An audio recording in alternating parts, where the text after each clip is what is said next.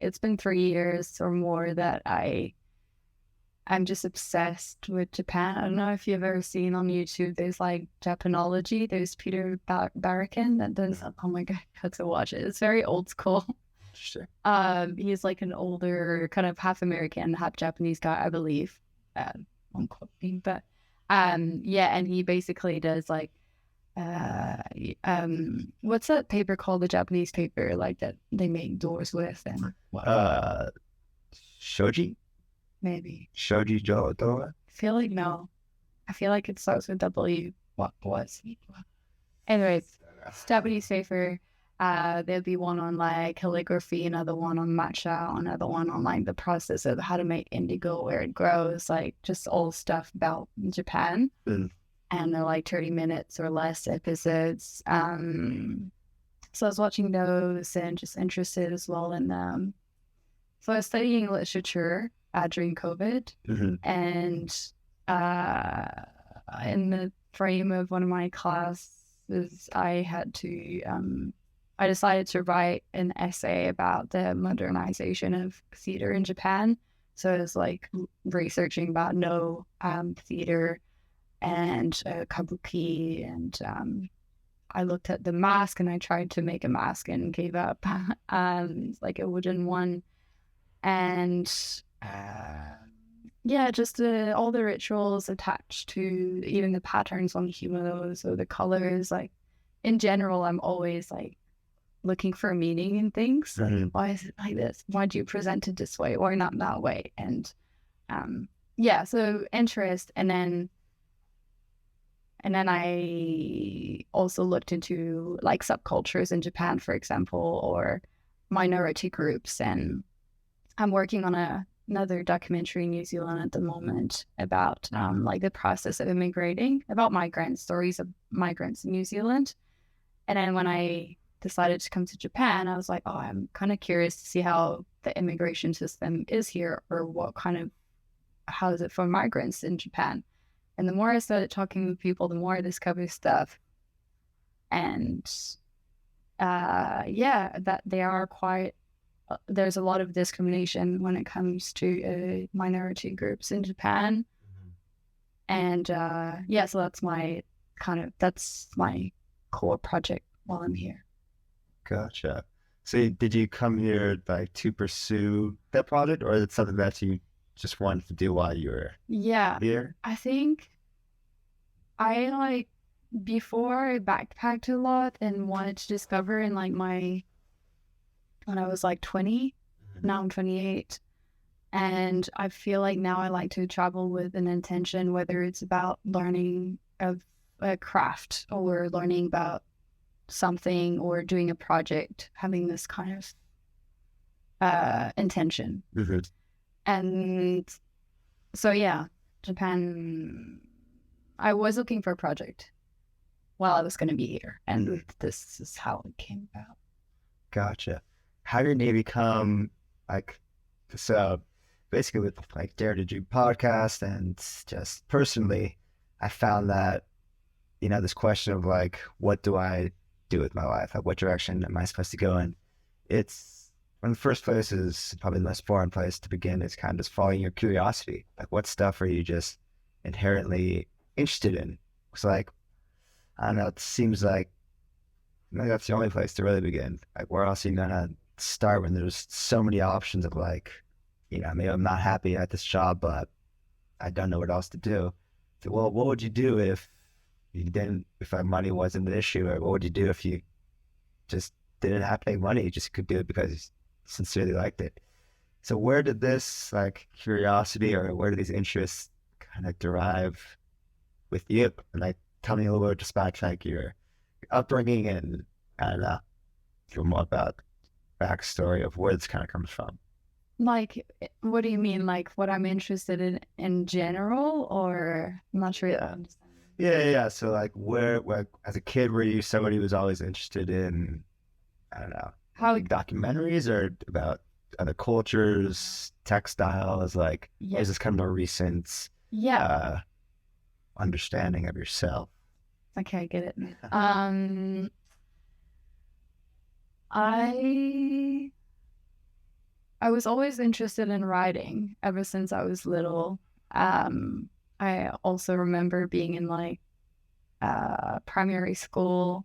I was maybe 10 or 11 years old, and I won like a contest about like writing, and then you had to read what you wrote. And then I won. I was representing our school and went to like a provincial kind of contesting, and yeah, I felt really proud. And I remember my teacher telling me like, you have to go into communication, like you have something with words, you have to. And yeah, that always like stayed with me.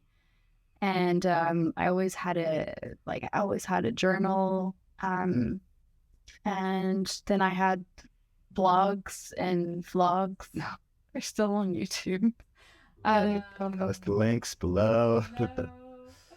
When I first started traveling, like you, I felt that I was always looking at, okay, what am I what do I want to write about? And I want others to read it. So what could be interesting for others to receive it? Mm-hmm. And it's really when I started traveling that I felt like there was something to share, either culture and also like this, I felt this big awakening or this big, I can do whatever I want with my life, you know, and I want everybody else to know that they can do that too. So yeah, in a way I reflect with what you said, that kind of came for you. Yeah, it's kind of hard, like it was a journey. So of course, it's like it's never just black and white, like this is when everything changed. But if you do have like a sense of like just when pretty much, was it like something that's always been inherent in you, or is it something that you've had to like pursue and kind of cultivate these interests? Mm-hmm. Films, like I remember being a kid wanting to become an actress. I love to play, and yes, I did a lot of theater when I was younger, and then I didn't know what to study when I came out of high school, and I went and did like social sciences and social science. Yeah, so, not sure the translation. Anyways, it was like this regular kind of program, and then I dropped out of that, and then I went and studied films, and I really liked that, but I didn't finish that program, and then that's when I went to Hawaii with a friend of mine for like New Year's, and because we had a friend, half American, half Canadian friend, or an American living in Canada, I can't remember. But anyways, he was living in Hawaii at the time. And we kept on seeing his photos of like traveling, and we're like, oh my God, like during Christmas, we should go and do that. And at the time, me and my friend Sophia at the same university, and we went to Hawaii, and I was very materialistic in that time. Like I was wearing brands, and it was really important for me, like how I looked, or I went in a private school where there was quite a lot of rich kids, and I think that was really kind of like it was normal for a friend of mine to get like a BMW for her birthday kind of thing. And I felt this kind of, my parents are really middle class, like they wouldn't be able to buy that for my birthday just like that, and yeah, I don't know, I feel like that kind of grew on me, that thing that you had to dress or wear stuff. And when I went to Hawaii, I came with like a luggage full of shoes and clothes. And then we met all these people that had other ways of thinking. I remember meeting Mason Ho, who's a professional surfer. And we met him in a nightclub, and he asked us to hang out with him the next day. We didn't know who he was. And then the next day we hung out with him, and like, literally the whole day everyone knew him. We were like, why do you know so many people? And his friends were like, dude, it's Mason Ho. And we were like, what? So we looked him up and realized, yeah, he's it. But he was so like humble. And then he's like, I don't know, he just wanted to surf, and he was really close with his family, and he lived a really simple and like humble life, I found. We also met a guy who arrived in America with like nothing, and he started a really successful like travel guide kind of business. And I also met another guy who's a surfer, who like grows his own garden and again just surfs. And at the end of the trip, after 1 month and a half, like we were just always barefoot and just in our bikinis and not caring about, no makeup or not wearing everything I brought. Yeah. So I came home after that and I put like all my clothes in garbage bags. It's like literal change, Yeah. And I was like, yeah, I don't feel like that's my identity anymore. And at the time I was working at a bank as well in Montreal. And anyways, I worked at a bank and at a bar to make as much money as I could during 6 months. And my goal was to like leave with a backpack and continue traveling because it's like there was something that was happening inside of me and I felt this change and this need to like continue traveling and meeting those people that were inspiring me to be more like who I wanted to be or have that freedom of traveling and living simply. So yeah. So anyways, got the money, went to Europe, but like a one-way ticket, and I traveled in Europe for a year and a half, and I worked under the table for one whole summer in Greece and in Spain and the Canary Islands, and yeah. And I also went to India and Sri Lanka and Puerto Rico and lived in Costa Rica for a bit. So I kept on moving around, and then I was exhausted at some point. I was like, this is all great, but it feels like I was not able really to work as well at the same time in all of those countries. But So it was not really sustainable for a long time. So I was like, west side of Canada, and that's where I went. Now I'm with my partner, now we came to Canada. So, to New Zealand. mm-hmm. So yeah, that's a bit of the backstory. One thing led to the other. Gotcha. Yeah. That's amazing. I feel like I'm 27, and our generation, and maybe it's just from, well, I don't think it's just from after COVID. I think it's like the world is definitely seeing some sort of shift where kind of this old paradigm of like, traditional success and the way that things have always been done is fading a bit. I want to hear your thoughts on this of like, there is a change happening, but I think we could all feel it, like COVID exposed it, like things don't have to be the way they've always been. And I mean, it might just be that I'm in this kind of headspace now of like, oh, I know that I don't want to just be, I don't want to work a job where I sincerely don't enjoy. Like, I don't want to strive for success if like, I'm not going to be happy. Basically, trying to parse if like I'm just in this place myself, so like that's all I'm seeing is that like this world is shifting, or if it really is and like our generation and people below us are feeling like, no, we don't have to do these things just because we're supposed to. I definitely feel that our generation is asking questions more. That's a good point. Like, I feel like our parents, or I mean, this is probably a generalization, but that it was more like, this is what you're doing. Like, you got to pursue a career, you got to buy a house, you got to get married, that kind of thing. And we're like, wait a second. And yeah, I feel like our generation stopped and asked, is that the only way? Or does that fulfill me? Or what else can I do? And with social media, I think that's also this big window of like, hey, look at this person, she's doing that, I can do that too. Mm-hmm. And maybe back in our like parents' generation, there wasn't really that access of information that easily, because I'm sure there were some travelers and some people that were going out there living differently than the mass, Right. Yeah, for sure. That's a great point, that it's not necessarily that like we know, like we have the answers now, but we're just asking more questions. Like, what are we really here to do? What is really possible? And it is the kind of double-edged sword of social media, of just us being all so connected. It's, you see other people's lives, and kind of the generalization of social media and the negativity of it is that compare ourselves and everything. But I think it is a huge positive of, first of all, you can be inspired by other people, and there are definitely people very inspirational using social media to show that there's a lot that is possible. Also, I think it's awesome like how we connected through social media. Like it's a great way to connect with travelers, to connect with old friends, like just stay in touch with people globally. But yeah, I do think that's a great point that we are simply just asking like what is possible, what might actually make me happy. Yeah. Oh, I'm sorry, Cuba. Just I saw like this guy Gary V.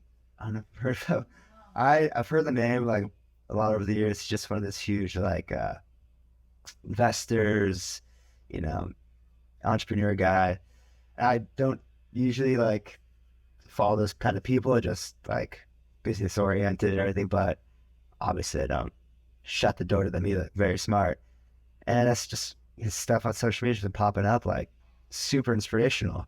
Of it's not like, I mean, personally, so I grapple with like as like as somebody kind of aspiring to be a content creator, and like it's almost like slow traveling versus like hitting the sites or like what you're supposed to do when you travel to these different cities. Because like what I love about travel writing and just about traveling in general is feeling like the vibe of a place, kind of understanding like the essence, like what makes it what it is, understanding the people.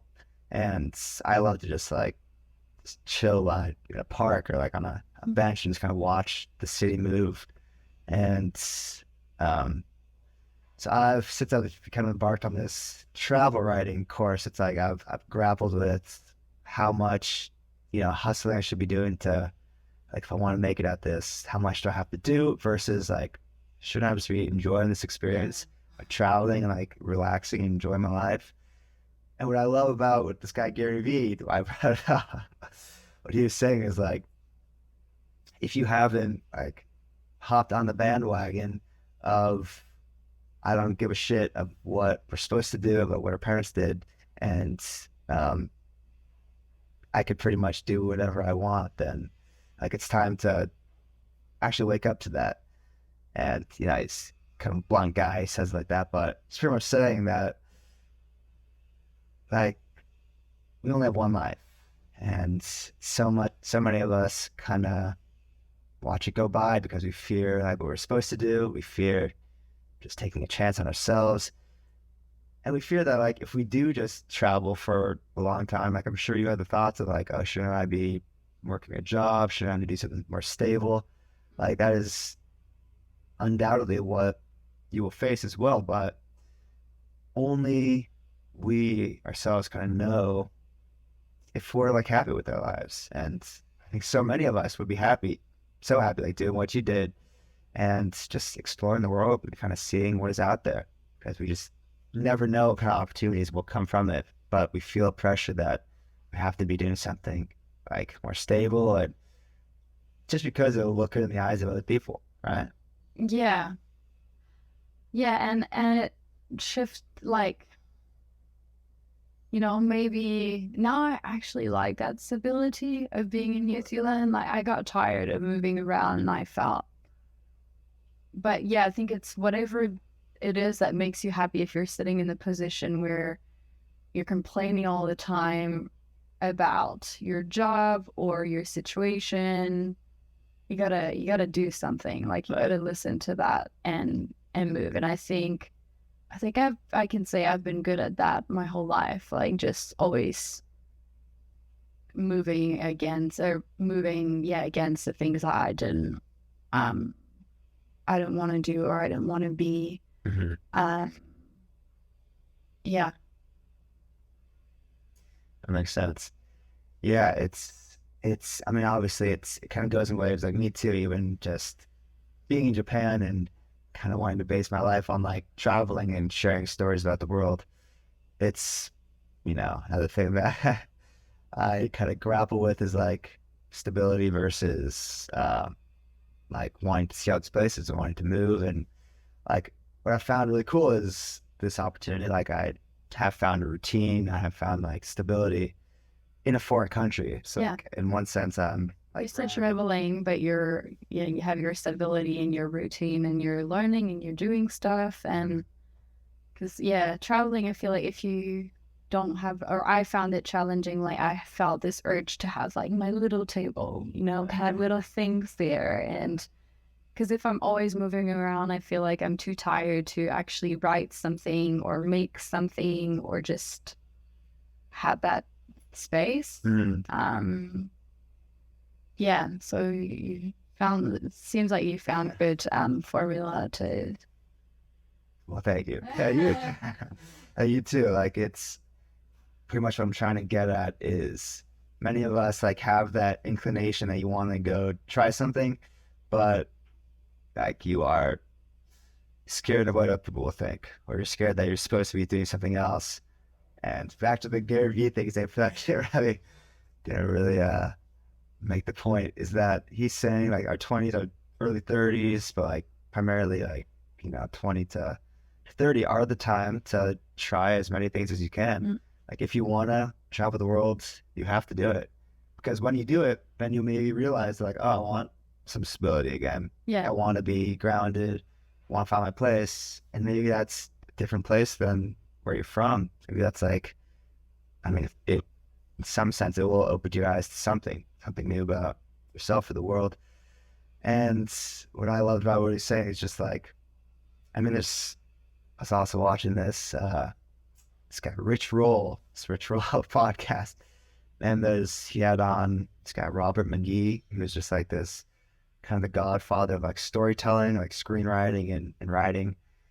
And he's basically saying like, life is not a journey, like life is a struggle, and like he hates the word journey. And I'm like, oh God, like every story I say, like we're on a journey, like this life is a journey. Like, and I immediately started questioning myself.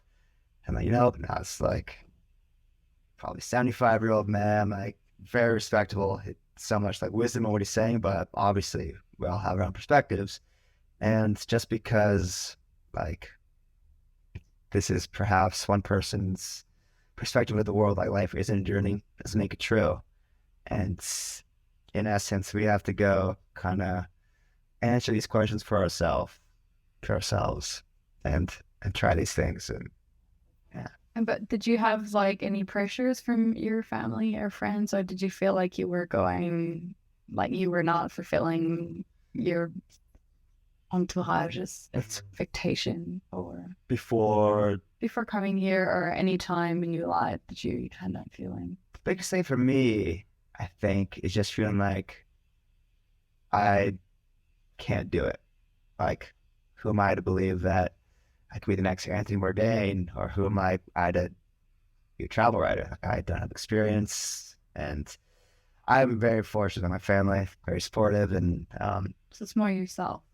it's more myself, and just like, yeah, I'm kind of just, I mean, it's become much clearer. I'm in a better place with it all. Like, yeah, especially coming here, that's kind of my big goal. And then COVID, like, it kind of had the dream sparked right when COVID hits. I'm like, 3 years, and I can't travel really. But yeah, it's a lot of self pressure, and just kind of not knowing, because it's not like a job I'm striving for. It's kind of this is become the next Anthony Bourdain, and I don't know how it's gonna happen. Like What do you see? What do you want? to be the next Anthony Bourdain, pretty much. You know what I mean? No, what does that mean? Do you know Anthony Bourdain? That's why I was like, what is he? He's speaking English. Anthony Bourdain was committed suicide like 5 years ago, I think. But he had a few shows on my Travel Channel. It's pretty much the biggest travel commentator, writer. He's a chef first, but a chef and a writer who kind of traveled the world and told stories of people and place. And I was favorite show growing up, and just big inspiration for me.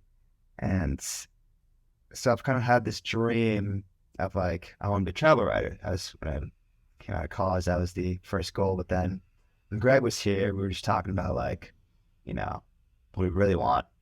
Like, yeah, I guess, I mean, he was like the biggest in the world, like the biggest thing. And that's the biggest thing I could, in this space, biggest thing I could pretty much strive for. And don't know how it'll happen. And like, obviously, I'm not him. It's like, it'll be much different.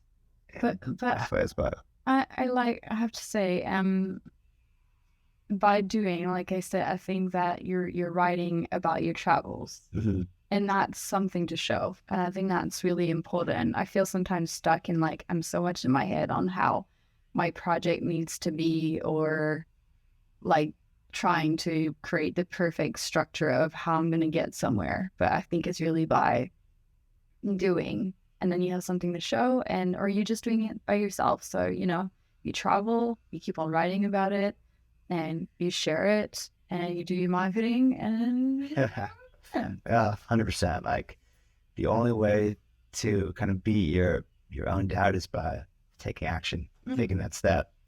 And that's the biggest thing. Like, my path has transitioned to just inspire people to take the first step. Because like, it's not like I have to be Anthony Bourdain. It's like that is just kind of a North Star that you look up to, or that. Exactly. Yeah. North Star which I travel towards. And I don't know what will happen. It's already like it's happening. Yeah. Doing the thing. But I think a lot of us like are just kind of afraid to take that first step because either like situation has to be perfect, or they don't know what they really want to, like, what will it look like to take a chance and kind of do something different, and even just follow their curiosity. But it takes like, I mean, you're an example that it takes like just one small move for everything to shift. Like, maybe you wouldn't know that without going to Hawaii. It sounds like that really opened up the door. Yeah. That's a lot of things.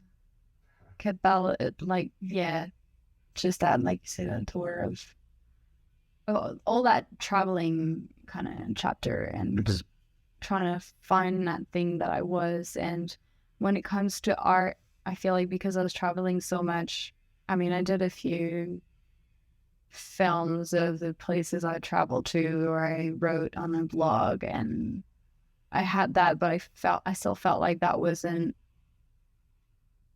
I didn't find my mark, or like that thing that makes me me. And in the past 3 years, I've been even more into my art, like exploring my voice and my identity as a filmmaker, as an artisan, like I'm exploring different types of materials. And I feel like I really found even like the colors I like to use all the time, or my mark, how it makes me me. And I can't even explain what makes me me in my work, but I feel like I can see it now.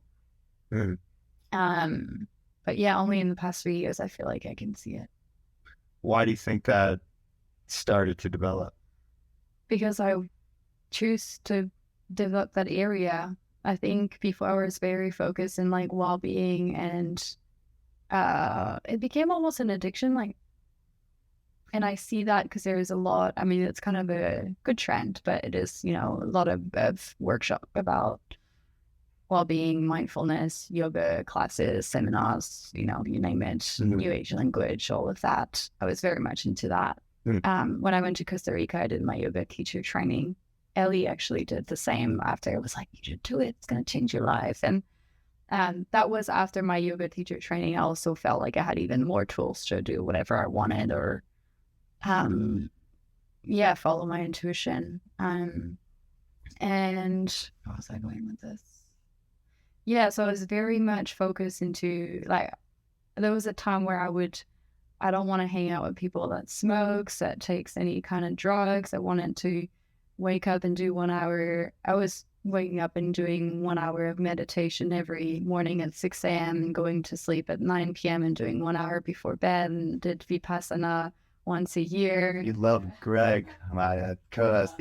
That's his world. Yeah. Yeah. But I like, yeah, so it was very much that, and very much like plant medicine and growing my garden and understanding, wondering about what I'm eating and how that's affecting my body and how everything is, like, I was questioning everything, how it would affect my body and how I can have the best environment. But I feel like you can also go into a rabbit hole when it comes, well, like anything else, but it became almost like if I want to have a glass of wine, I would feel bad about it. And if I want to eat a burger, I'd feel bad about it. Or if I would associate party as like a bad thing or a thing that was a waste of time. And so I was very like putting everything in boxes. Right.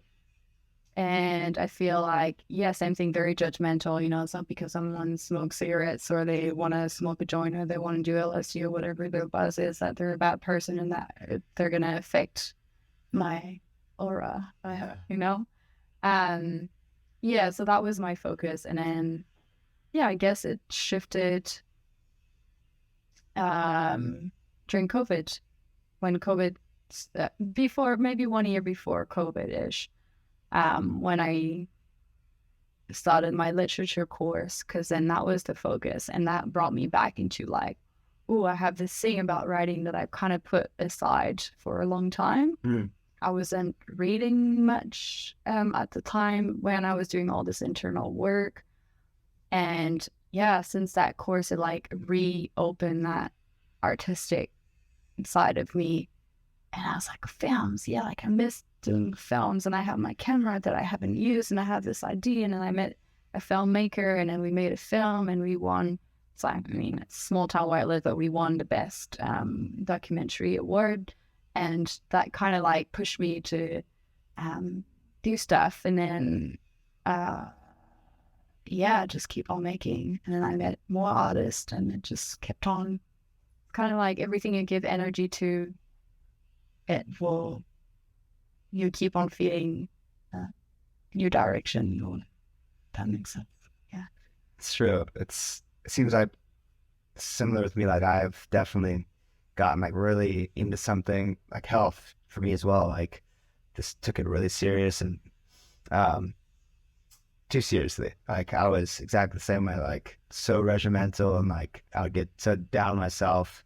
Like whenever you stepped out of line, like I was like super paleo, it's like just meat and vegetables, and was just like so intense about it. Like I was like, what am I mean, I was like too thin, and until somebody like commented on it, I was just like fasting and just this body image stuff too. That was definitely a big part of it. But yeah, I feel like, you know, we're similar age, and it's like when same thing with me and Greg, when we like started on this path, it was like so intense. Like, you know, we quit our jobs, go for our dreams, like, oh, you know, 9 to 5, like, you can't work 9 to 5, all that stuff. And it's like things have just gotten so much. Obviously, that's been peaks and valleys, but like just more just light. Like as we've gone through it, like as we've kind of taken it more seriously, because we both feel like we're in like we are, you know, going through this process, but like things are just lighter. Like it's not so intense anymore. Like if you want to pretty much go kind of where you're called instead of having to follow such a strict guideline. I feel like, especially at our age and people, you know, in their 20s and 30s, and it really does not matter. But like, even if I tell myself like, oh, I'm a writer, this is what I have to do. It's like if something else calls you, like you gotta follow it and just see where that curiosity leads, and just have a kind of a lighter touch on like these kind of weighty things of like finding our passions and like being kind of ourselves and yeah, I was just gonna say, I think it's just like passion, you know, like, yeah, we went to the extreme in the way that we cared about our health and our well-being. But yeah, at the end, it's just passion. I like, from what I see, you know, your content, what you write, how much you post, you're really also extreme in a way. Like you don't stop, or you're, yeah. So it's kind of just different, I guess. And same thing with art. Like, I'm tired because I just never stop. And I'm always like, I'm not good at how to rest. And I know I could change it. And before it was like, when I was in that extreme, like, well-being, I was good at resting. And I loved it. And I, you know, with the meditation and everything, I could be okay with not doing anything for most of the day, or just cooking, baking a cake, and like soaking up the sun and stuff. Like, I need to do this, and then like you want to work towards something. And I guess when I found this thing in life, you know, filmmaking and writing and being an artist, that I'm like, okay, I found my identity, and I like it. It passionates me. Like, I'm okay. That's not, you can't even say that. I'm sorry, my English. It's like sparks something inside of me. So yeah, I just want more of it, or I want to explore it. That's true. Yeah, I think maybe like the theme here. That's my water. Yeah, nice. Actually, my hand is bottom of the. Oh no! I Damn. Just put a little teeny That's tiny been great. So there's more. Nothing. Okay. It's pretty much being able to like to ride the waves of what you are feeling, because it is good to have passion and be, obviously we both sounds like we're excited about what we do and what we enjoy, but to also feel like that's another Gary Vee thing. This guy's new biggest fan. It's like if you want to take a day, like because he was asked like how do I avoid burnout as a content creator?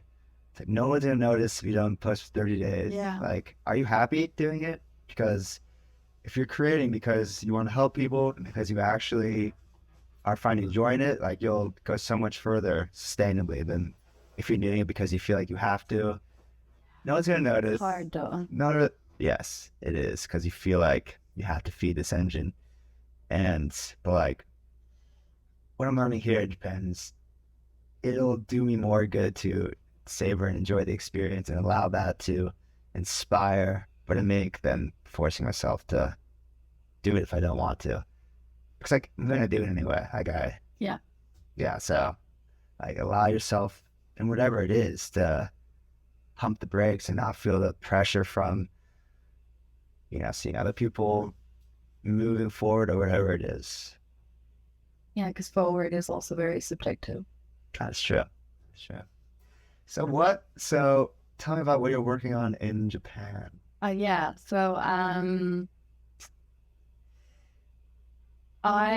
can start from the beginning of like how I got interested in the project, or so going through my residency visa in New Zealand was quite challenging. And it's weird because I never thought, as a Canadian growing up, I never thought I would be an immigrant. For me, immigrants were refugees, or people that were fleeing from economical like situations or political tension or war or whatnot. Coming to New Zealand and doing that residency was challenging because I was on a partner visa, and then I had to show like photos and messages and shared bank accounts and both names on the bills and blah blah blah, and it got denied, which was really frustrating because it was true. And also it's like, this is my whole life here, and it's like you're denying what I've been building for years. And then I got pregnant in that process, and they knew that I was pregnant at the time, and they also denied it. So it felt really, my family was in Canada, I was pregnant, and because they denied it, I had no papers, so I couldn't have any help from a midwife or any doctors or any therapist, because I had no papers, and because they took a long time to like process my visa. So yeah, it was quite dark. It was quite challenging. And so we applied for reconsideration, which basically they give your files to another person. And we both wrote like a long letter, 10 pages each, to explain that this is not to be like, this is important to really consider because it's, and anyways, at the end, it took another X amount of months to get it through, and I got it. But yeah, and in New Zealand, there are a lot of migrants, and especially where I live, it's like a melting pot of immigrants. And so I talked to people and asked about their stories of immigration because I got curious because I thought the system is it needs to be reviewed. Like, not everyone, for example, do their finances the same way. Like, that's so in my head, old school to have a shared bank account or to have both names on the bills or we don't take a lot of photos. I don't know. It's just stuff that felt weird to require. And by hearing other people's stories, I realized that there were some issues. Like, for example, there's another thing called health criteria. So when anyone who applies for residency have to go through a medical examination. And if after the medical examination, your cost yearly is more than, it was $41,000. Now they've put it up to $81,000. But if it exceeds that, then you will be denied your residency. And I found out that they're like for that. So I've decided, okay, we need to talk about this. There are some issues and gaps in the immigration system in New Zealand. I've heard too many stories. I feel like I need to make a documentary about this. So I interviewed a Brazilian lady who was very successful advocate for disabled people in Brazil. She's an author, well-respected, like quite a high-ranking kind of job. And then she came to New Zealand. All her family were here, immigrated here. And she's paraplegic. And she got her residency denied because she would cost too much to look after. So she's gone through court and everything to be like, hey, I cannot change that. This is who I am. So, and how does that make other, even New Zealand citizens feel that are paraplegic, that they're, even immigrants are being treated as like invalid or something, like not welcomed. It's not Japan, it's in New Zealand. New Zealand. Yeah, sorry, I'm just explaining why this led to like the project in Japan. So I was doing this project and so the health criteria, but also Japan does that examination. I don't know how the immigration system works here. But anyway, so I found that about that and some other people that also come, from like India and Nepal, let's say, and their companies, they'll be like, oh, we'll cover the cost for your visa, but here's your condition. And for them, like anything will be better than living where they live in their economical situation in that country. And then they come here, and for example, I met a guy who's working 10 hours a day, 6 days a week, and gets paid $350 a week, which is like nothing, right?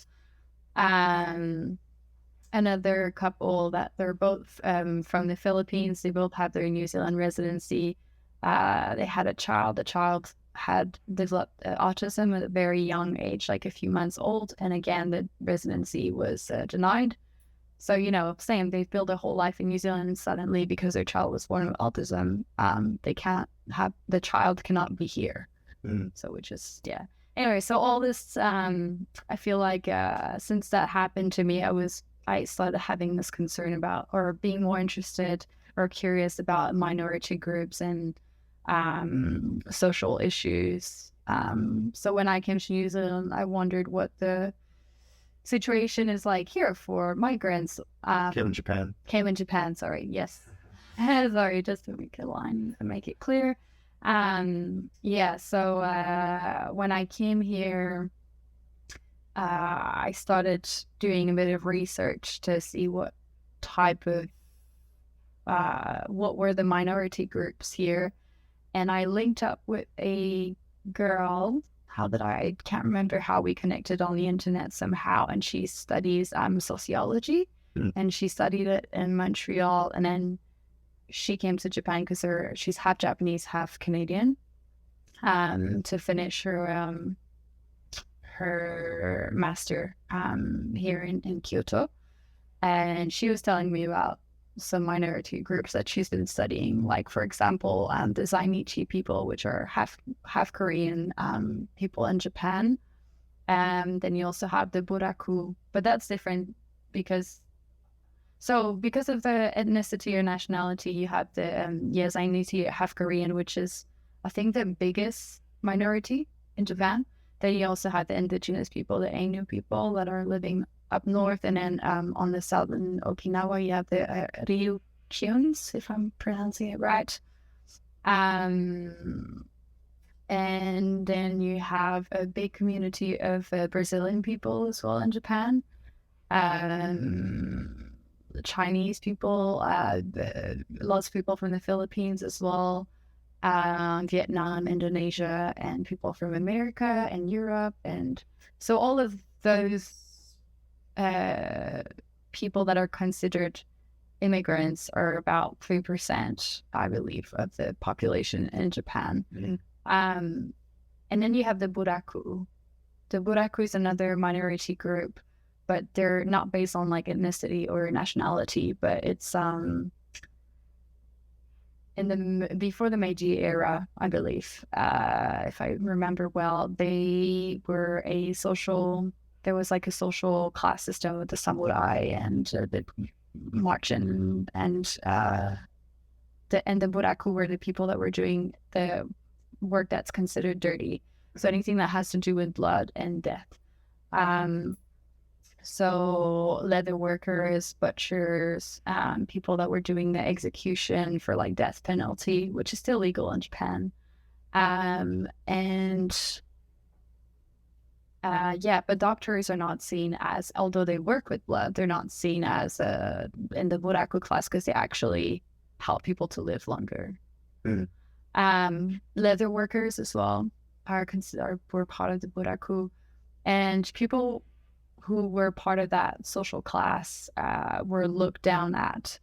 And then I wondered, is there a link with Shintoism? Because in Shintoism, blood is seen as impure, and that's why I've learned that Japanese people are often like the Buddhism and Buddhism and Shintoism often mixes, because they in Shintoism they don't really have any ways to have a relationship with death, which in Buddhism they do. Mm-hmm. So I wondered if there was a link between Shintoism and the Buraku people. So I've had an interview.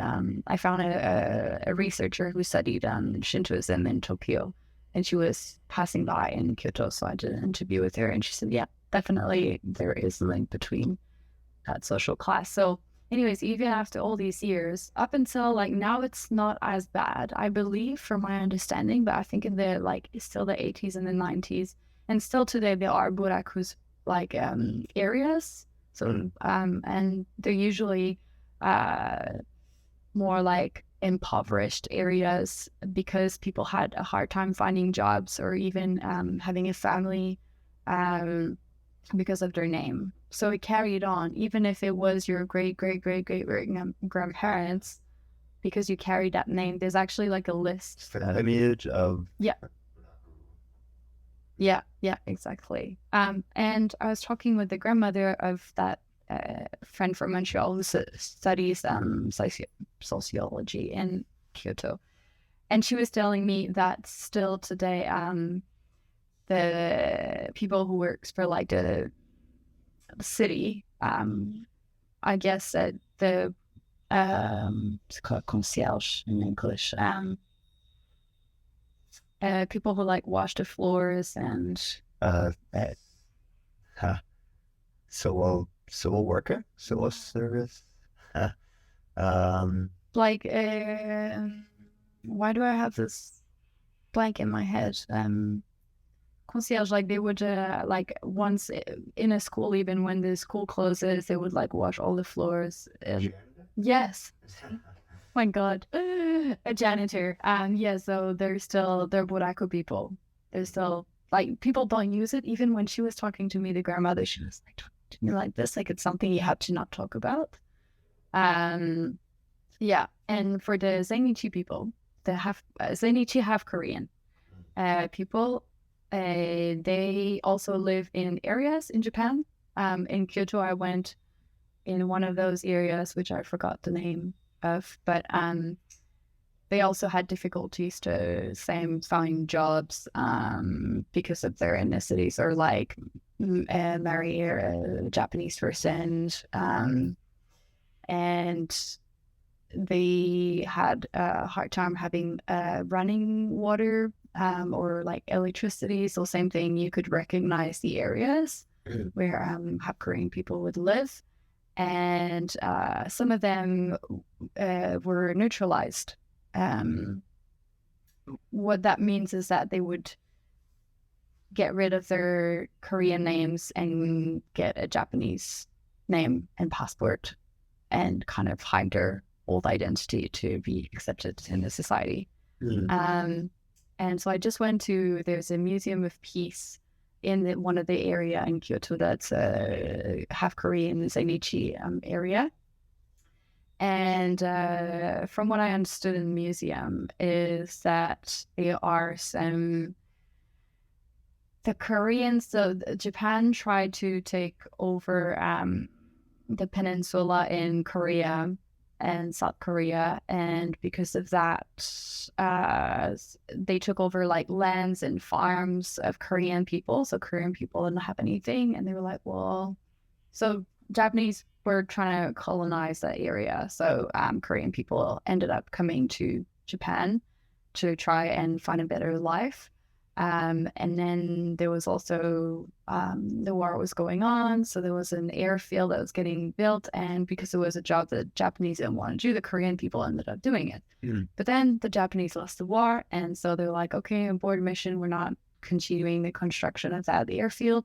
So then the Zainichi have Korean people were left with no job, not looked after, nothing else really to live on, and so they stayed in that area and just, tried to survive with what they had. And that area is still there. And if you go today, so in 2021, part of the museum is explaining that the last museum that was there before got burned down because it was a hate crime in 2021 of someone from Nara who came and set fire to some houses in the area. Like still today, it's still happening.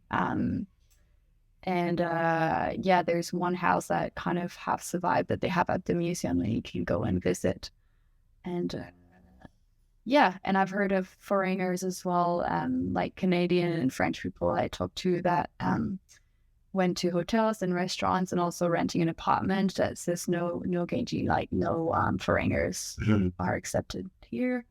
And, I met amazing, welcoming Japanese people. I'm not saying all Japan is like that, but it still happens very often.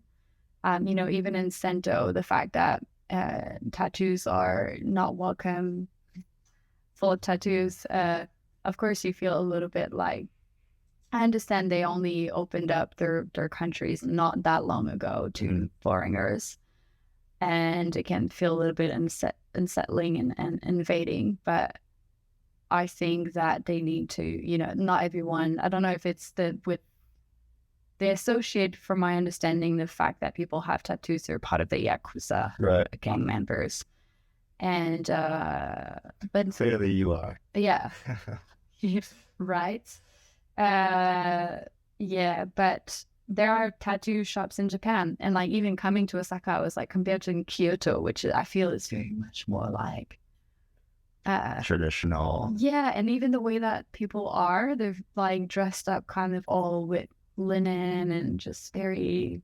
It is like, it's fascinating, the different like vibes of each city. Like Kyoto is I do love it, and like I started really liking it when, like I was telling you, when kind of started enjoying it as like a amazing city as opposed to like a tourist attraction, because like it's one of the oldest cities in the world with like the original structures and everything, but like the vibe of it is so unique and interesting. But there's definitely that sense of like posh and just kind of refined and retro, and like probably very like things still have to be kind of a certain way, and maybe you notice in soccer, it's I like yeah, it. It was so refreshing to see people with piercings and tattoos, and just the way that they dress is very much more like what I imagined in Tokyo, let's say, like very more. You could see the identity through what they wore or their hairstyles or all of that, like, um, and even the way that they move their bodies, like I don't know, it's just a very different. It was refreshing. Although I also like just coming here, I'm like, where's my little Kyoto and my little bicycle island? It was close, and I'm quite central, so it's like I've been biking around every day, and I just love knowing, where my little things are, and um, yeah. So, anyways, to come back to the project, that's it. I'm just exploring. Uh, what the minority groups of Japan are and how they're being treated before vs nowadays, and how can we even go forward more, like how can we be. I mean, I'm not living in Japan, but I feel like Japan still have a bit of work to do with inclusivity and seeing diversity as a strength instead of weakness or something to fear. Yeah, from what I have researched and heard so far.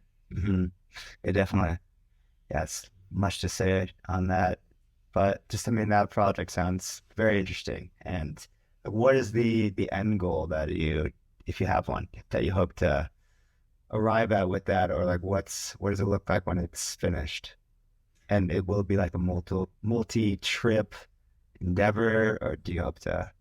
Yeah. Now or Oh, well, I was very ambitious, like thinking, I just have a month and a half, and I thought I can do this. Like I can, because the dots are connecting. So I made like a kind of a mock-up poster and a presentation of the project, and I posted it on a lot of different Facebook groups, and also that girl who was studying sociology, and I knew other people in Japan, and the dots are kind of like connecting with all those minority groups. I've found at least one person to talk to, and either like historians and sociologists and a researcher from Harvard who a professor in Tokyo, and it's just like kind of all happening. But so I'm really grateful for that.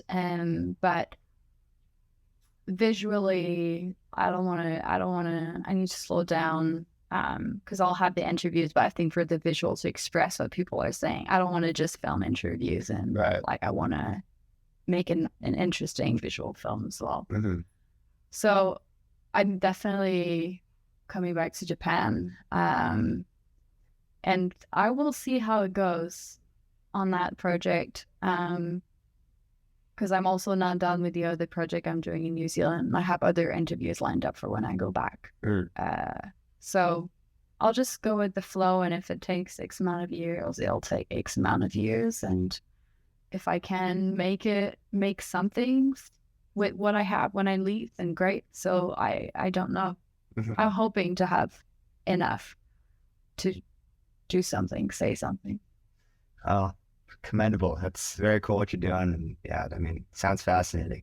And Japan is, yeah, it feels like we're on shaky ground even, like talking about this stuff, because it's like, I mean, that should make us like not talk about it, obviously, but just I get the thought comes like, oh, who am I to talk about these like big issues that I know nothing about? But it's like, yeah, it is apparent that Japan is quite closed off to foreigners and kind of different ways of thinking. And it's interesting. It's like, that's what makes it so like distinct. That's what makes it so Japanese. Yeah. But it's also like, yeah, I mean, I've had people run off.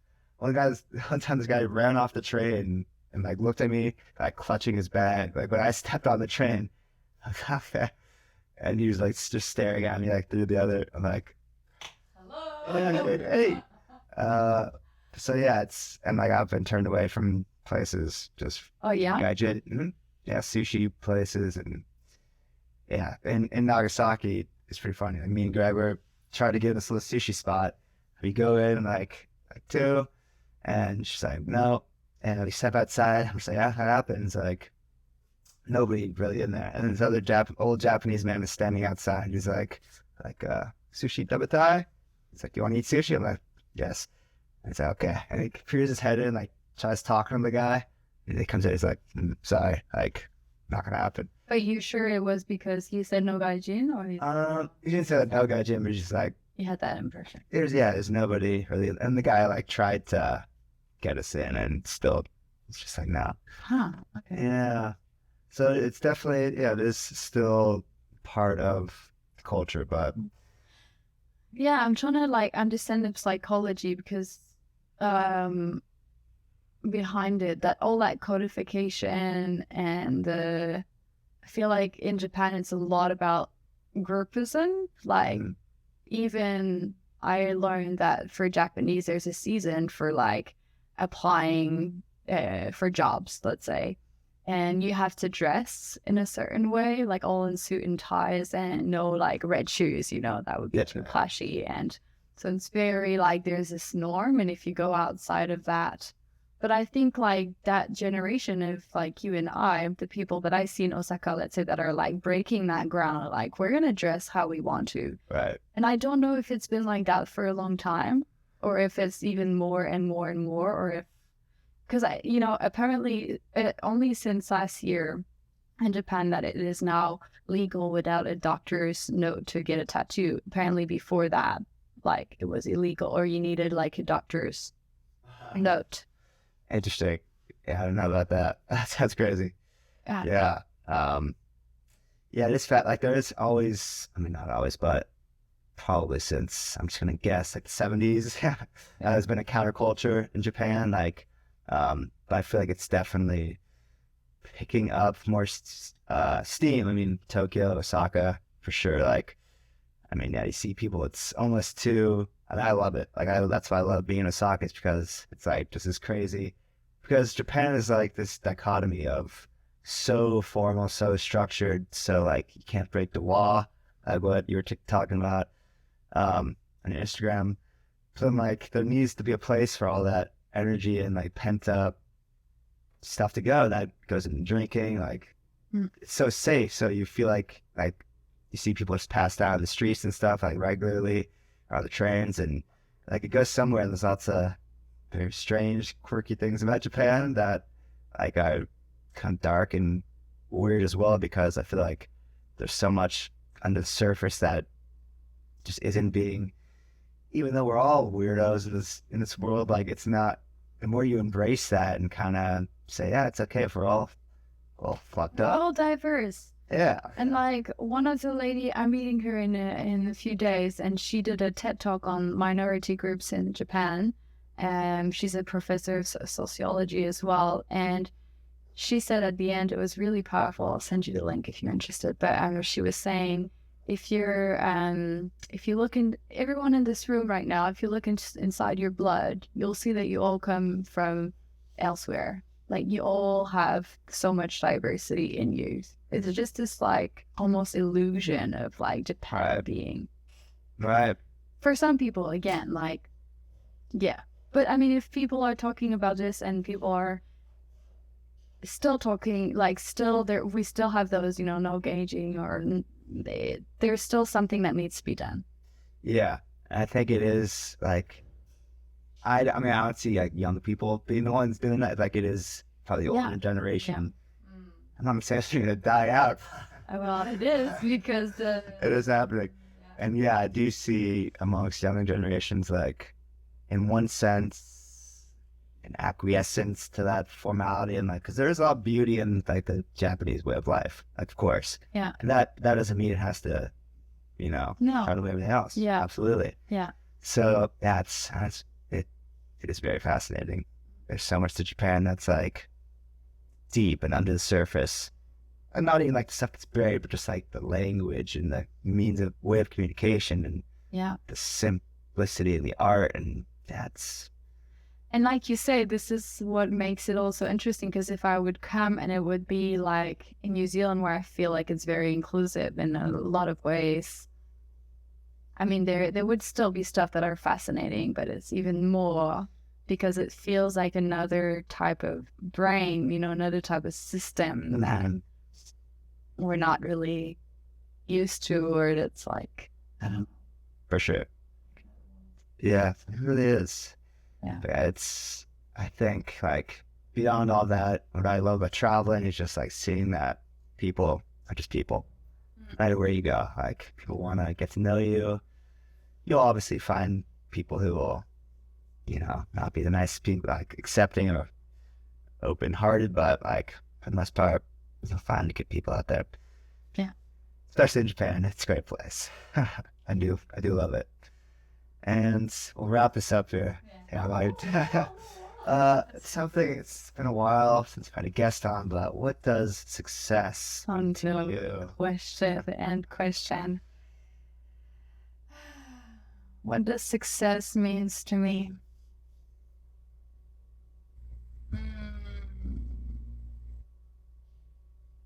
Such a big question. Having the freedom to work on my creative projects, whether or not they're looked at every day. Beautiful. I would agree. I wrote that today. I'm like, success is freedom for me. Like, well, thank you. Thank you for doing this. Great to meet you. It's just a lot of fun.